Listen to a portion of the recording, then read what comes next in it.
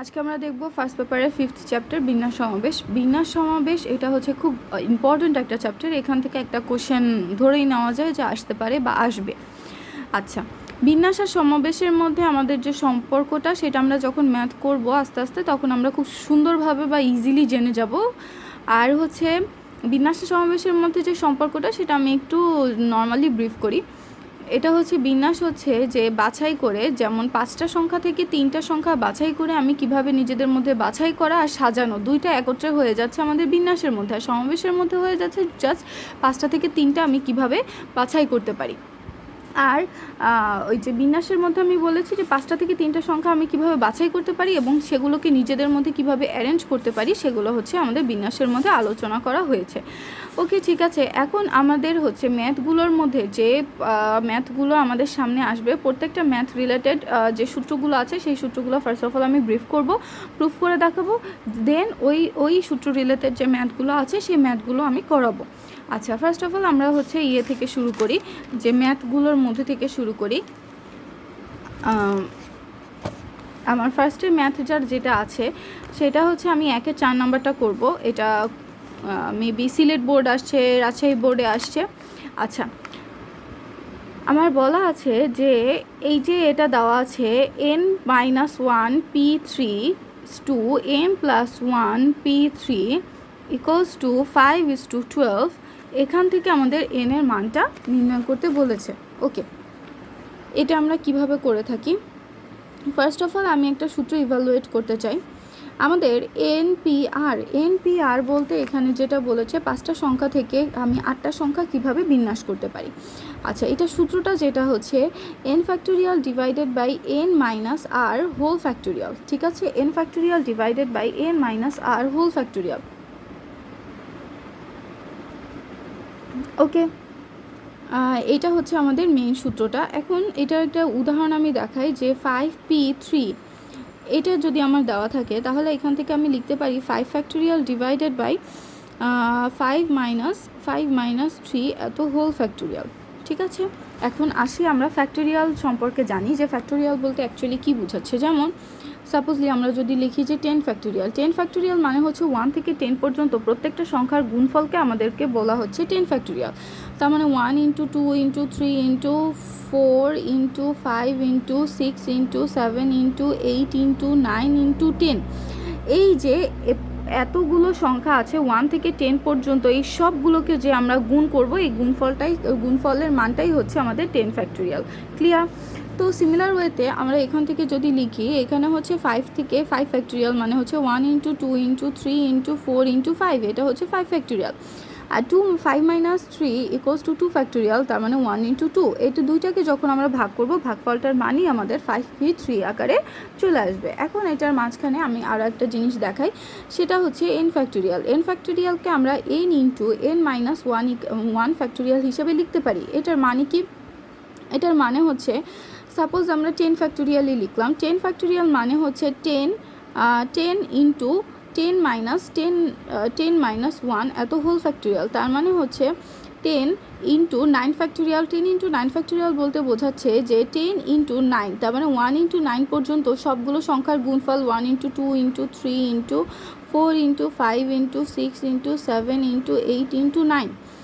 তাহলে দেখা যাচ্ছে এখানে 10 ফ্যাক্টোরিয়াল বলতে যে জিনিসটাকে অ্যাকচুয়ালি বোঝাচ্ছে, যতগুলো সংখ্যার গুণফলকে বোঝাচ্ছে, তাহলে 10 × 9 ফ্যাক্টোরিয়াল মানে হচ্ছে সেই সংখ্যাগুলোকেই বোঝাচ্ছে, ততগুলো সংখ্যার গুণফলকেই বোঝাচ্ছে। তার মানে আমি এখান থেকে n factorial equals two n × n-1 factorial লিখতেই পারি।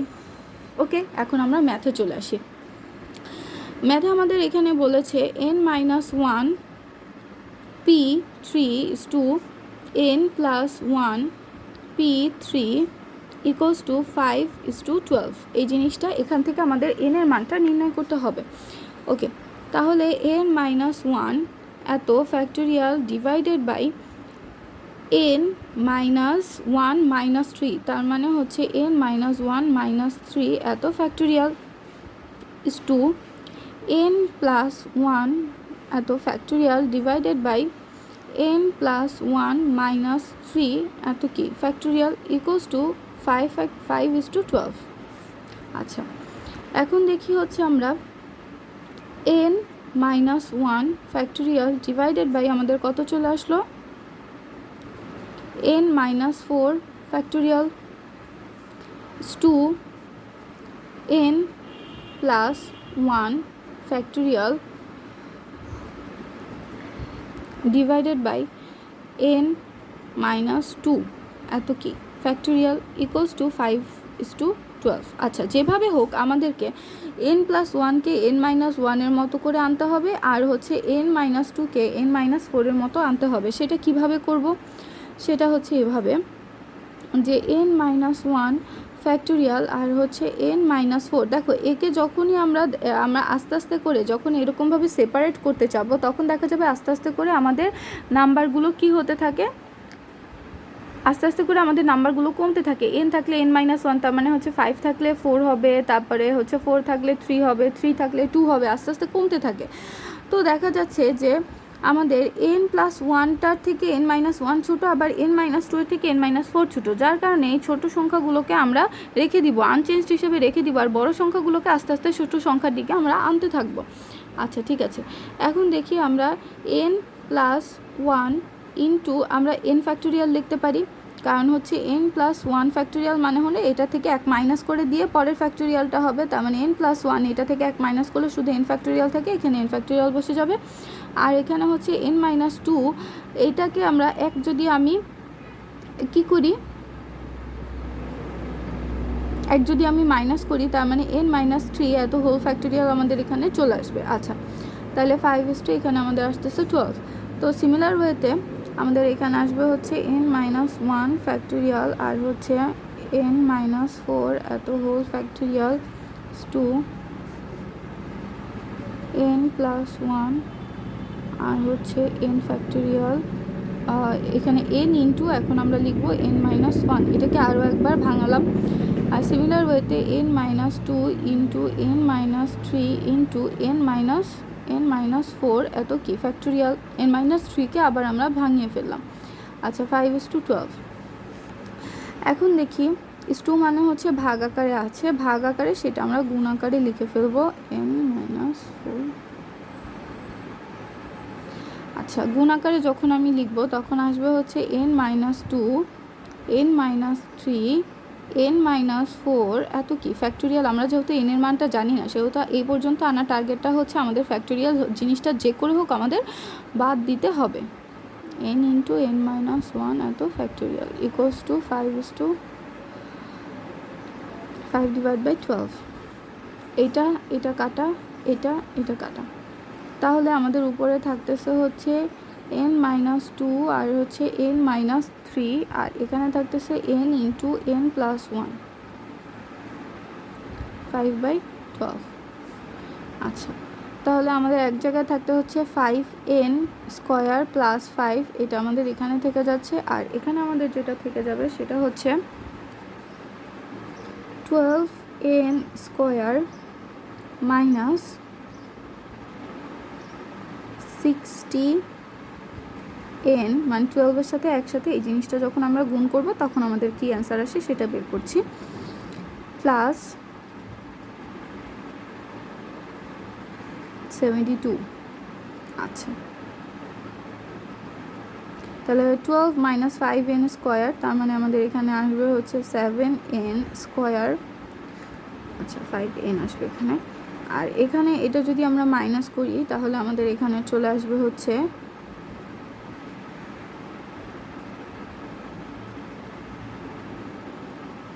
মাইনাস 65n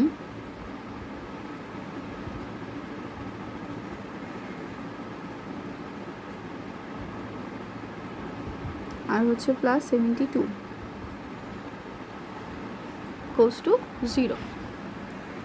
এটাকে যখন আমরা এখন মিল টার্ম ব্রেক করবো, মিল টার্ম ব্রেক করলে তাহলে আমাদের অ্যান্সার আসবে হচ্ছে 7n মাইনাস 9 আর হচ্ছে n মাইনাস 8 এটা আমাদের মিল্টন ব্রেকের অ্যান্সার চলে আসবে।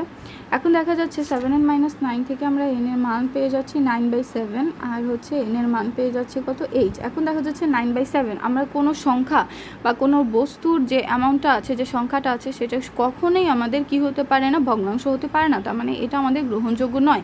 তাহলে আমাদের মেইন অ্যান্সারটা হচ্ছে n = 8। ওকে,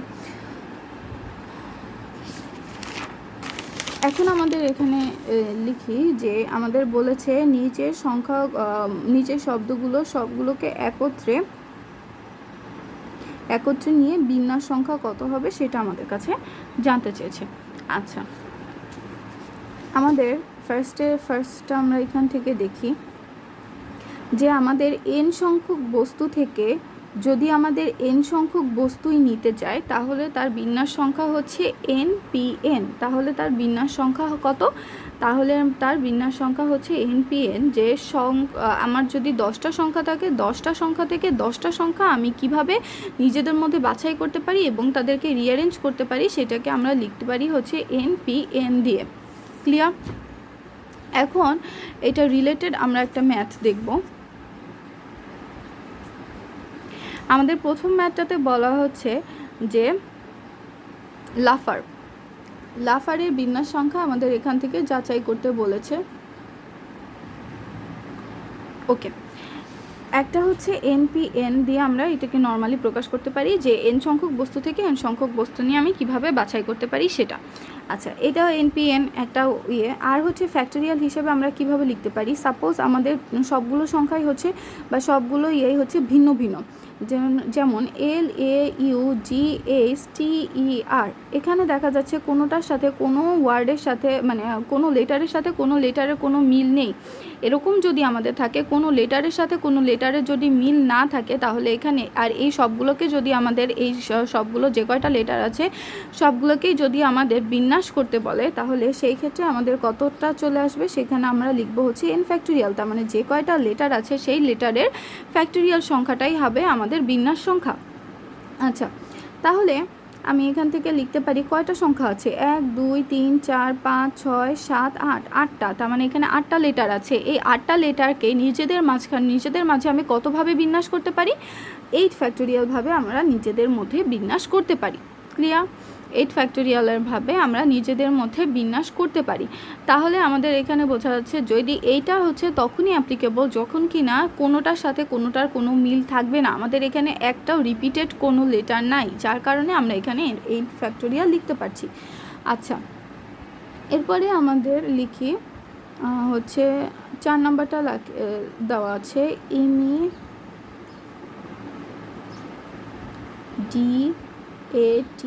ইমিডিয়েট। ঠিক আছে, এখানে দেখা যাচ্ছে রিপিটেড ওয়ার্ড আছে, যেমন এম আছে 2টা, আই আছে 2টা, ই আছে 2টা, আর রিপিট কিছু নাই। তার মানে আমাদের 2টা করে কি আছে, রিপিটেড ওয়ার্ড আছে। এখন রিপিটেড ওয়ার্ড থাকলে সেটা কিভাবে লিখতে পারবো, টোটাল সংখ্যা কত, 1 2 3 4 5 6 7 8 9, 9টা। তার মানে 9টা আমাদের এখানে লেটার আছে টোটাল 9টা। এখন রিপিটেড লেটারগুলোকে আমরা নিচে ভাগ আকারে লিখে দিব। তার মানে 2টা এম আছে, তার মানে নিচে 2 ফ্যাক্টোরিয়াল, ইন্টু 2টা আই আছে, তার মানে নিচে 2 ফ্যাক্টোরিয়াল, ইন্টু 2টা ই আছে, তার মানে নিচে 2 ফ্যাক্টোরিয়াল। এই সংখ্যাগুলো দিয়ে আমরা ভাগ করব। তার মানে যে কয়টা আমার রিপিটেড লেটার থাকবে তাদের ফ্যাক্টোরিয়ালগুলোকে আমরা ভাগ করে দিব টোটাল যে কয়টা লেটার আছে তাদের দিয়ে, সেটার ফ্যাক্টোরিয়াল দিয়ে। ক্লিয়ার? তাহলে এটা যখন আমরা করব আমাদের অ্যান্সারটা খুব সুন্দর মতো করে চলে আসবে। এটার অ্যান্সার আসবে হচ্ছে 4 5 3 6 0। ওকে,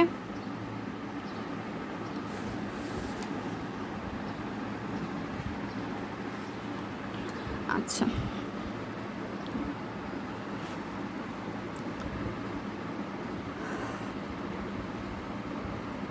এখন আমরা 3-এর 2 নাম্বার লিখব যে বরিশাল শব্দটির বর্ণগুলোকে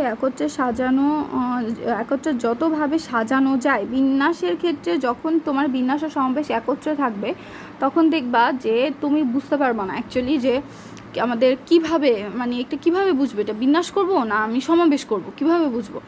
যেহেতু আমরা এখনও সমাবেশের সূত্রগুলো দেখাই নাই, তো যাই হোক এখন সমাবেশের সূত্রগুলো যেভাবে পড়বে সেটা হচ্ছে সবসময় তোমাকে সাজানো যাবে, এই কথাটা উল্লেখ থাকবে যে সাজানো যাবে, নিজেদের মধ্যে সাজানো যাবে বা বিন্যাস করা যাবে, এই ওয়ার্ডগুলো থাকবে। আর সমাবেশের মধ্যে আমাদের হচ্ছে কিভাবে বাছাই করা যাবে, শুধু আমি বাছাই করলাম বাট নিজেদের মধ্যে সাজালাম না, সেটা হচ্ছে আমাদের সমাবেশ। বাট বিন্যাসের মধ্যে আমাদের এই সাজানো ওয়ার্ডটা, আদারওয়াইজ বিন্যাস এই ওয়ার্ডটা আমাদের থাকবে। ওকে, এখন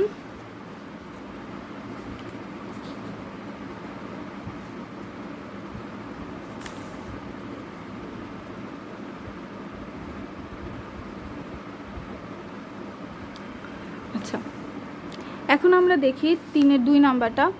3-2 নাম্বারটা আমাদের যেটা বলা আছে যে বরিশাল ওয়ার্ডটাকে আমরা নিজেদের মধ্যে সাজাবো আর রাজশাহী ওয়ার্ডটাকে নিজেদের মধ্যে সাজাবো। এখন বর্ণগুলোকে তার 4 গুণ উপায় সাজানো যায়, সেটা আমরা এখান থেকে প্রুফ করব।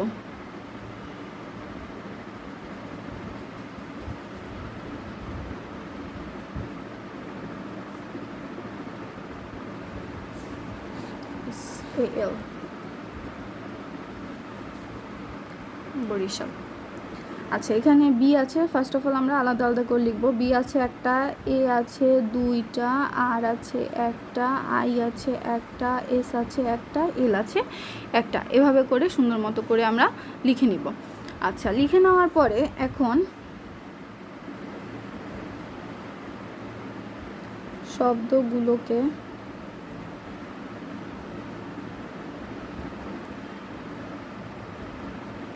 বা এখানে আমরা লিখব যে বিন্যাস সংখ্যা।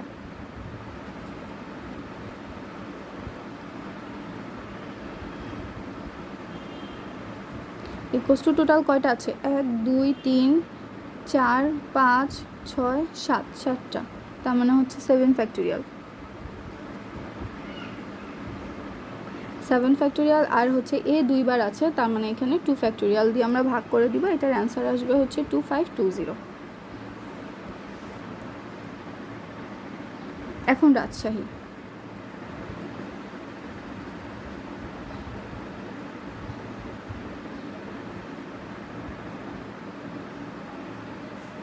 আর আছে একটা, এ আছে 2টা, জে আছে একটা, এস আছে একটা, এইচ আছে 2টা,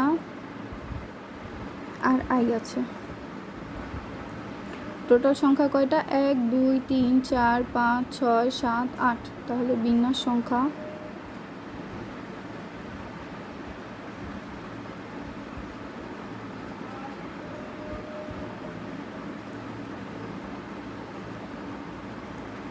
এটা আমরা সিম্বলাইজ করতে পারি।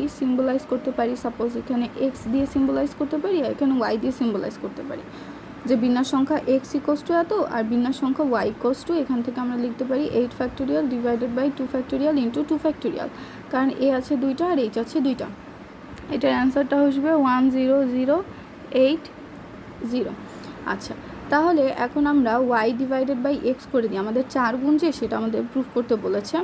আচ্ছা, 10080 ডিভাইডেড বাই 2520, তাহলে ওয়াই ইকোয়াস টু আমাদের এখান থেকে কত চলে আসলো 4, এটা ভাগ করলে আসবে 4 ইন্টু এক্স, তার মানে আমাদের এখান থেকে পেয়ে গেলাম যে রাজশাহী সংখ্যাগুলো বিন্যাস করলে সেই সংখ্যাটা হবে বরিশালের যে সংখ্যা, বরিশালের বর্ণগুলোকে বিন্যাস করলে যেটা পাবো তার 4 গুণ। ক্লিয়ার?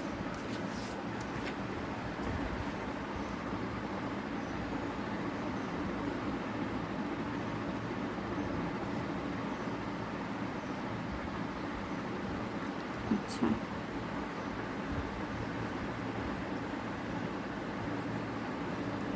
এখন আমরা 5 নম্বরটা দেখি যে 8টি বর্ণ বিশিষ্ট একজাতীয় কিছু বর্ণ আছে, বাকি বর্ণগুলো একজাতীয় কিছু বর্ণ আছে। 8 বর্ণ বিশিষ্ট সংখ্যার মধ্যে একজাতীয় কিছু বর্ণ আছে আর বাকিগুলো ভিন্ন।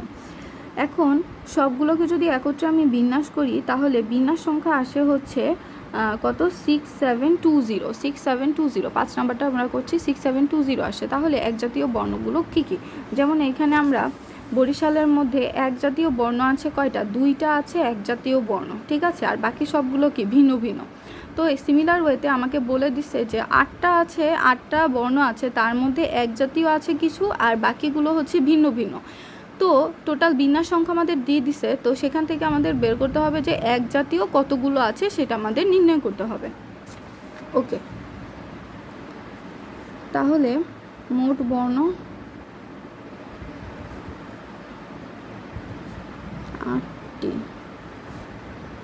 এক জাতীয়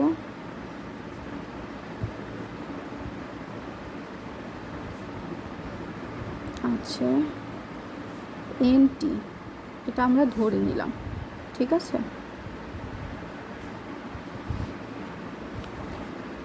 তাহলে সুতরাং আমরা এখান থেকে বিন্যাস সংখ্যা হিসেবে আমরা কি লিখতে পারি? সুতরাং প্রশ্ন মতে 8 factorial divided by n factorial equals to আমাদের বলে দিচ্ছে 6720। তাহলে n factorial equals to 8 factorial divided by 6720। তাহলে এখানে n ফ্যাক্টোরিয়াল ইকুয়ালস টু আমরা এখান থেকে পেয়ে গেলাম 6, ভাগ করলে আমাদের অ্যান্সার আসবে 6। তাহলে 6 আমাদের ফ্যাক্টোরিয়াল হিসাবে এখন আমাদের প্রকাশ করতে হবে। তাহলে এটাকে আমরা 1 × 2 × 3 লিখতে পারি n ফ্যাক্টোরিয়াল। তাহলে আমি এখান থেকে কি লিখতে পারি? এটাকে 3 ফ্যাক্টোরিয়াল হিসেবে লিখতে পারি। তাহলে n factorial equals two 3 factorial, n equals to 3। তাহলে আমার এক জাতীয় সংখ্যা কয়টা আছে? 3টা আছে।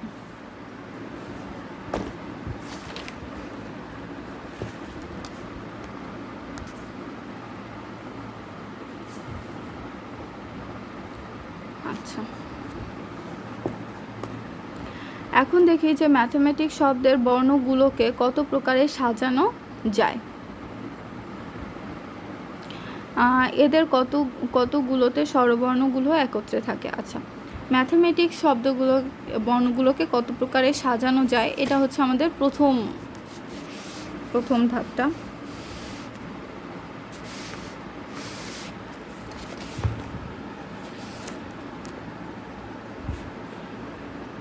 চারের 3।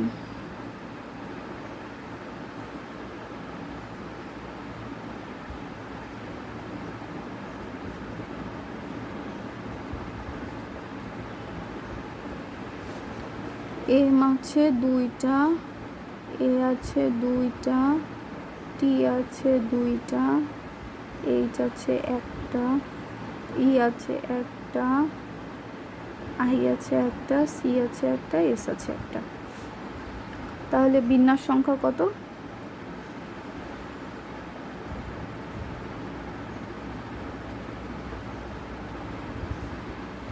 বিন্যাস সংখ্যা টোটাল সংখ্যা কত? 1 2 3 4 5 6 7 8 9 10 11। টোটাল সংখ্যা হচ্ছে 11টা।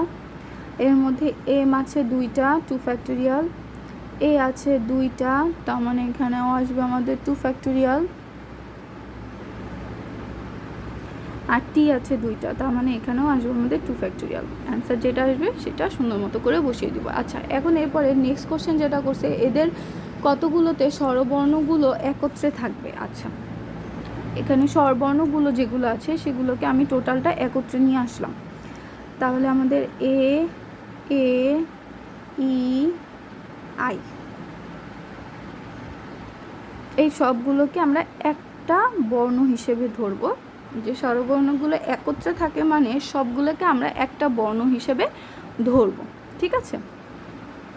আর বাকি যেটা থাকে M M T T H C S, এই সবগুলো এইগুলো থাকবে হচ্ছে একত্রে, আর এগুলো হচ্ছে নর্মাল যেগুলোকে। তাই সবগুলোকে আমার একটা হিসেবে ধরে নিতে হবে। একটা হিসেবে যখন আমি ধরবো, সাজানোর সময় এই সবগুলো আমার একত্রে থাকবে, আর এদেরকে প্রশ্নে আমাদের একত্রেই রাখার কথা বলা আছে। তো এই সবগুলোকে আমরা একটা হিসেবে ধরবো, আর বাকি থাকবে এগুলো। তাহলে বিন্যাস সংখ্যা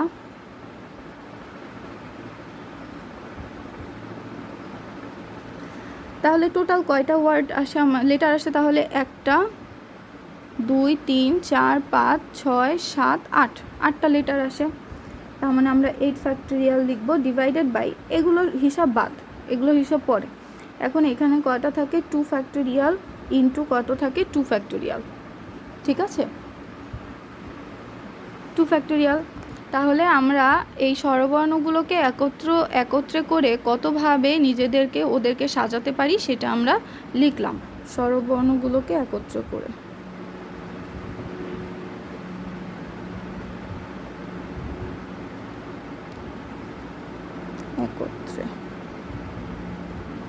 ঠিক আছে, স্বরবর্ণগুলো একত্রে বিন্যাস সংখ্যা। তাহলে আমার এই সবগুলোকে একটা ধরে নিতে হবে, একটা লেটার ধরে নিতে হবে, যার কারণে যখন আমি একটা লেটার ধরে হিসাব করব তখন দেখা যাবে এগুলো সবসময় আমাদের পাশাপাশি থাকবে, ও স্বরবর্ণগুলো সবসময় পাশাপাশি থাকবে। আচ্ছা, সেই অনুসারে এরকম আসে। এখন এর মধ্যে আরেকটা জিনিস আছে, এখন স্বরবর্ণগুলো আবার নিজেদের মধ্যে আবার রিঅ্যারেঞ্জড হবে না, এদেরকে একত্রে রাখলাম, রেখে আমরা এখন সুন্দর মতো করে বিভিন্নভাবে সাজালাম। সাজানোর পরে এখন এরা আবার নিজেদের মধ্যে রিঅ্যারেঞ্জ হতে যাবে। যেমন এ এ ই আই আছে, আমাদের এ ই আই এ থাকতে পারে, এ ই এ আই থাকতে পারে। এখন এদেরকে আবার নিজেদের মধ্যে আমাদেরকে সাজাতে হবে। নিজেদের মধ্যে যখন আমি সাজাবো এগুলোকে আলাদাভাবে, এদেরকে এখন আমরা বিন্যাস করব। এদেরকে বিন্যাস করলে কত চলে আসবে? 4 ফ্যাক্টোরিয়াল ডিভাইডেড বাই 2 ফ্যাক্টোরিয়াল। এই শুধুমাত্র এইগুলোকে আমরা বিন্যাস করব। বিন্যাস করলে টোটাল 4টা আছে, 4 ফ্যাক্টোরিয়াল ডিভাইডেড বাই আসে 2 ফ্যাক্টোরিয়াল। এই টোটাল সংখ্যাটাই হচ্ছে স্বরবর্ণগুলোকে একত্র করলে আমাদের বিন্যাস সংখ্যা কত আসে সেটা। এটার অ্যান্সারটা আমার এখানে চলে আসবে হচ্ছে 12096 এটা হচ্ছে আমাদের স্বরবর্ণগুলোকে একত্র করলে টোটাল কতভাবে আমরা সাজাতে পারি সেটা হচ্ছে এটার বিন্যাস সংখ্যা।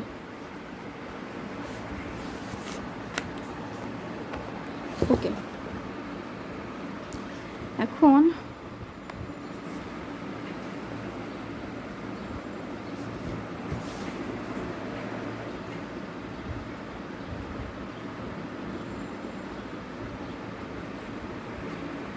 আচ্ছা, অ্যারেঞ্জ শব্দটির বর্ণগুলোকে কত প্রকারে সাজানো যায়? ফার্স্ট অফ অল এটা নির্ণয় করব যাতে দুটি আর পাশাপাশি থাকবে না, দুইটা আর কি করবে না? পাশাপাশি থাকবে না। সিমিলার ওয়েতে আমি এটা বলে দিচ্ছি, এটা কাজ থাকবে তোমার।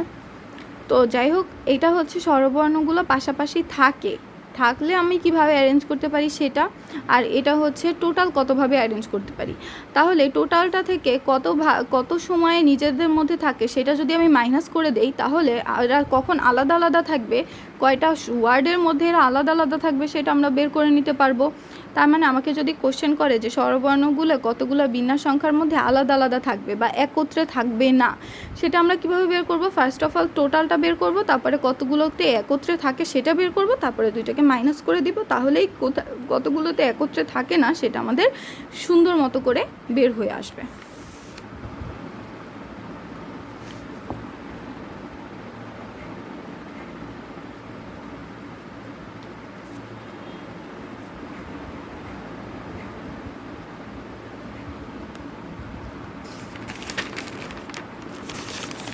আচ্ছা, এরপরে দেখি আমরা 5 নম্বরটা, পোস্টেজ। 5-3 নম্বর, পোস্টেজ শব্দটির অক্ষরগুলোকে কত প্রকারে সাজানো যায় যাতে স্বরবর্ণগুলো জোড় স্থান দখল করে থাকে এবং কতগুলোতে ব্যঞ্জনবর্ণগুলো একত্রে থাকবে।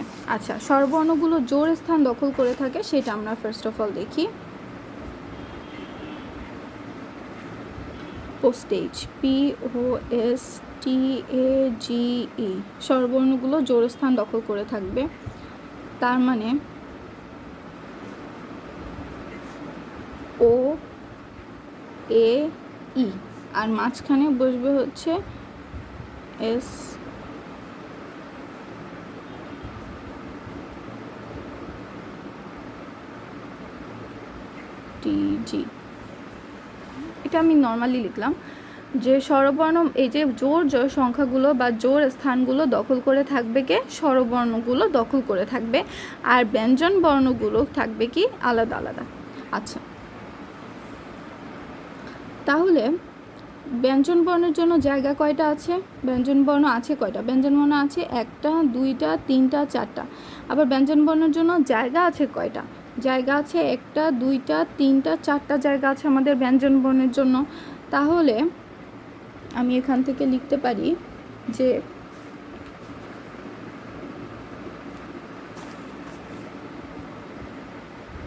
চারটি বিজোড় ব্যঞ্জনবর্ণগুলো কি বিজোড় স্থানে আছে, স্থানে 4টি ব্যঞ্জনবর্ণ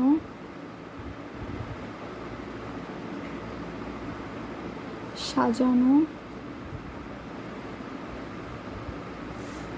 যায়। চারটা জায়গার মধ্যে চারটা নিব, তার মানে এখানে আমাদের আসবে 4 ফ্যাক্টোরিয়াল। ঠিক আছে, আর তিনটা আমাদের জোড় সংখ্যা আছে কয়টা? তিনটা, মাঝখানে একটা দুইটা তিনটা জোড় সংখ্যা আছে, তার মানে তিনটি জোড় স্থানে তিনটি স্বরবর্ণ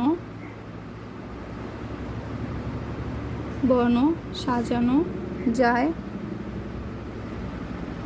তিনটার মধ্যে তিনটা সাজাবো, তার মানে আমাদের এখানে কয়টা বসবে? 3 ফ্যাক্টোরিয়াল বসে যাবে। তাহলে টোটাল এখন আমরা দেখব যে ব্যঞ্জনবর্ণগুলোকে সাজানোর সংখ্যা পেলাম, স্বরবর্ণগুলোকে সাজানোর সংখ্যা পেলাম। এখন এরা তো একটা যে কোনো ওয়ার্ডের মধ্যে থাকবে, তাই না? তাহলে টোটাল সাজানোর সংখ্যা কত সেটা আমরা এখন দেখব। যে আমরা এখানে লিখব মোট বিন্যাস সংখ্যা।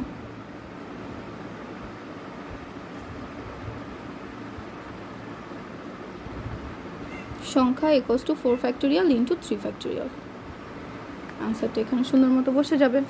ওকে, একটা জিনিসকে আমরা দুইটা ভাগে ভাঙালাম, দুইটা আলাদা আলাদাভাবে আমরা বের করলাম, তারপরে দুইটাকে গুণ করে দিলাম, আমাদের অ্যান্সারটা চলে আসবে।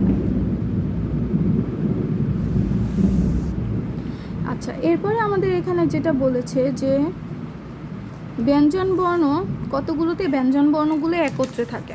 আচ্ছা, ব্যঞ্জনবর্ণগুলোকে আমরা একত্রে লিখলাম PSTG, আর এখন স্বরবর্ণগুলো থাকবে OAE। তাহলে ব্যঞ্জনবর্ণগুলো একত্রে থাকে বলে ব্যঞ্জনবর্ণগুলোকে আমরা একটা লেটার ধরে নিলাম, আর বাকিগুলোকে আলাদা আলাদা। তাহলে আমাদের সংখ্যা, তাহলে একটা দুইটা তিনটা চারটা টোটাল বর্ণ আসে আমাদের কয়টা? চারটা বর্ণ আছে, 4 ফ্যাক্টোরিয়াল। আর দেখা যাচ্ছে এখানে রিপিটেড কিছু নাই, তার মানে আমার নিচে কিছুই বসবে না। এখন ব্যঞ্জনবর্ণগুলোকে আবার নিজেদের মাঝখানে সাজাতে হবে। নিজেদের মাঝখানে সাজাবো কতভাবে? 4 ফ্যাক্টোরিয়াল ভাবে, কারণ এখানে চারটা আছে, চারটাই কি ডিফারেন্টভাবে আছে, এই জন্য এটাও বসবে কি আমাদের 4 ফ্যাক্টোরিয়াল। তার মানে 4 ফ্যাক্টোরিয়াল ইন্টু 4 ফ্যাক্টোরিয়াল।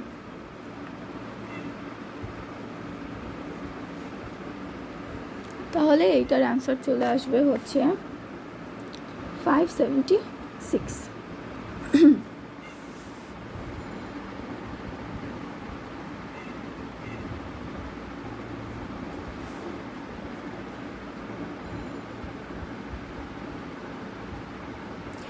এই একই নিয়মে 5-এর সবগুলো করা আছে, কোনো ডিফারেন্স কিছু নাই। একটা যদি বুঝে থাকো তাহলে সবগুলোই এখান থেকে বুঝতে পারবা, আর যদি প্রবলেম থাকে তাহলে জানাবা।